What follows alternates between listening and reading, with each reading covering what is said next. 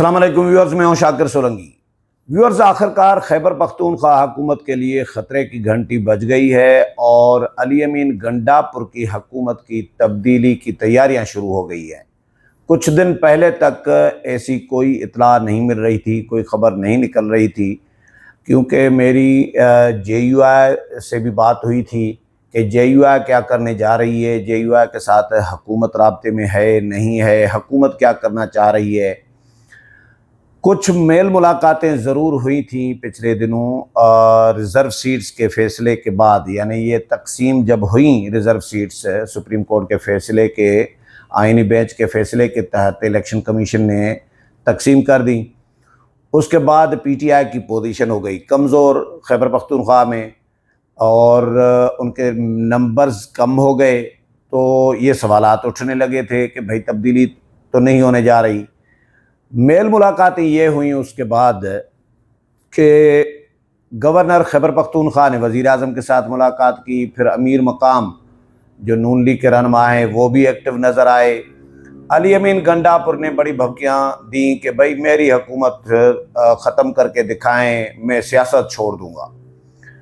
آج میرا خیال ہے جب سے علی امین گنڈاپور وزیر اعلیٰ بنے ہیں یا گورنر خیبر پختونخوا جو ہیں فیصل کریم کنڈی، وہ جب سے گورنر بنے ہیں تب سے یہ کوئی پہلی یا دوسری ملاقات ہوئی ہے گورنر اور علی امین گنڈاپور کے درمیان، وزیر اعلیٰ اور گورنر کے درمیان۔ علی امین گنڈاپور آخرکار گورنر ہاؤس چلے گئے آج کیونکہ chief justice Peshawar high court کا حلف تھا، گورنر نے حلف لینا تھا۔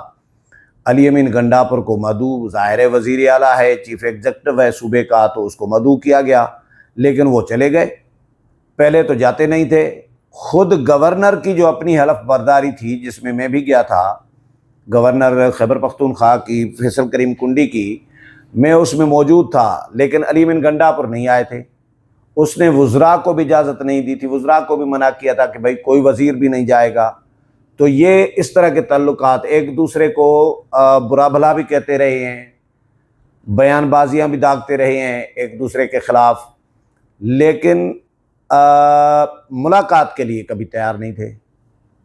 اور اب میل ملاقاتیں شروع کر دی ہیں علی امین گنڈاپور نے، تو اس کا مطلب ہے کہ علی امین گنڈاپور کو اب خطرے کی گھنٹی بجتی ہوئی نظر آئی ہے یا فیل ہوئی ہے۔ وجوہات کیا ہیں؟ وجوہات حکومت کی تبدیلی کی یہ نہیں ہے کہ وفاقی حکومت کوئی لالچ میں پڑ گئی ہے یا صوبے میں حکومت کرنا چاہ رہی ہے، نہ، ایشو یہ ہے کہ بیڈ گورننس، امن و امان، کرپشن وہ اتنی عروج پر پہنچ چکی ہے خیبر پختونخوا میں کہ خیبر پختونخوا کے صحافی، چلو بھائی صحافی تو جانبدار اتنے نہیں ہوتے نا، جو پی ٹی آئی کی بیٹ کرنے والے صحافی ہیں، جو پی ٹی آئی کو کور کرنے والے صحافی ہیں، وہ کہہ رہے ہیں کہ تاریخ کے تمام ریکارڈ توڑ دیے ہیں علی امین گنڈاپور کی حکومت نے اور وزراء نے، علی امین گنڈاپور نے، ان کے بھائی نے۔ کھلے عام بولیاں لگ رہی ہیں، اس طرح کرپشن چل رہی ہے صوبے میں۔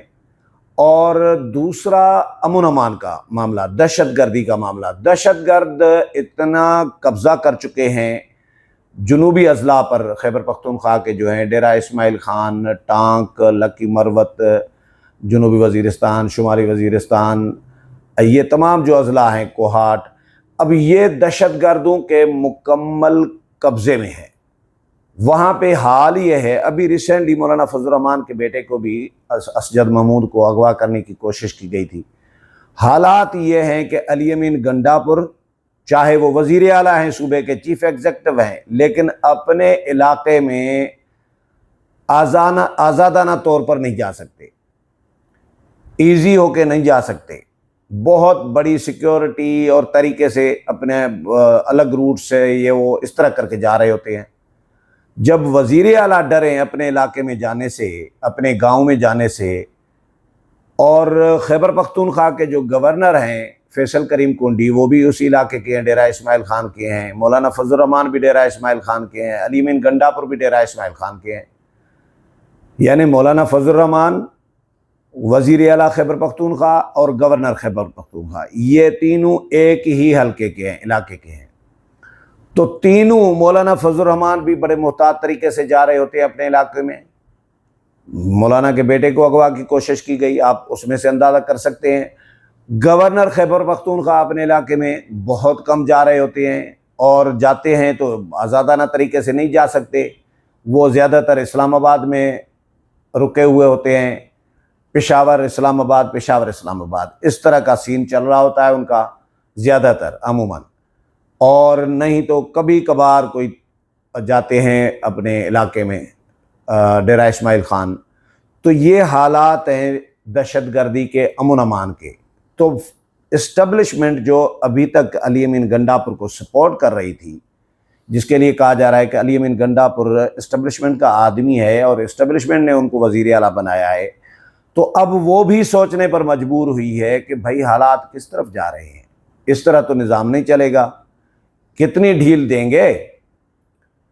اتنے سارے اضلاع، 10 سے 12 اضلاع جو ہیں، تقریباً 8 سے تو اوپر ہی ہیں، 8-10 اضلاع بھی کر لیں، 8-10 اضلاع جنوبی وزیرستان کے وہ مکمل طور پر دہشت گردوں کے قبضے میں ہوں، تو پھر باقی صوبہ کتنا بچتا ہے؟ تو یہ اگر اتنی ڈھیل دی جائے گی تو باقی صوبوں میں بھی دہشت گردوں کا راج ہوگا، آج نہیں تو 6 مہینے کے بعد. تو اس طرح نظام چلے گا نہیں. لوگ انگلیاں اٹھا رہے ہیں، لوگ سوالات اٹھا رہے ہیں.